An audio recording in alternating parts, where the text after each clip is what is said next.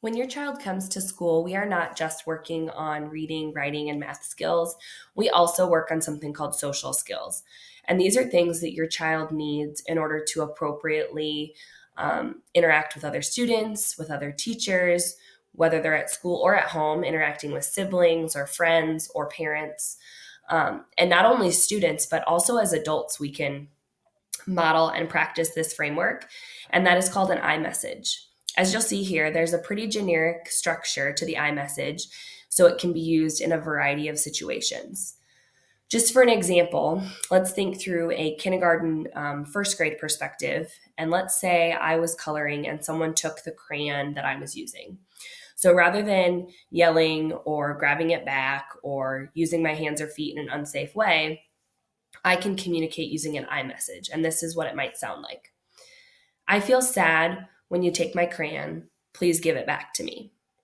This is a really powerful structure to teach children because it gives them the framework to communicate how they're feeling in an appropriate way.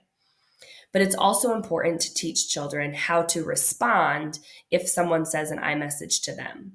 A lot of times we see students just, for example, hand the crayon back and not say anything, when a lot of times they have a side of the story to tell as well. Maybe that child didn't realize it was my crayon. They didn't mean to take it from me. So they can also communicate responding to that iMessage.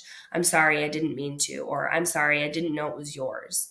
So not only is the framework of the iMessage itself powerful, but also learning how to respond in case someone says an iMessage to you.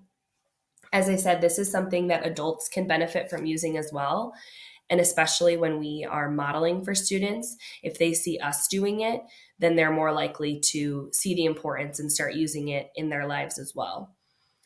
This is something that you could practice at home, make up possible scenarios, and ask your child what they would say if it happened to them. If someone ran up and took the swing that you were using, what would you say? Let's practice. If someone knocked you over on the playground, let's practice what would happen. Because a lot of times there are always two sides to every story. And if we can teach students to communicate rather than jumping to those conclusions, we can solve a lot of the conflicts that we have. Try using iMessages at home with your student and see how it helps them.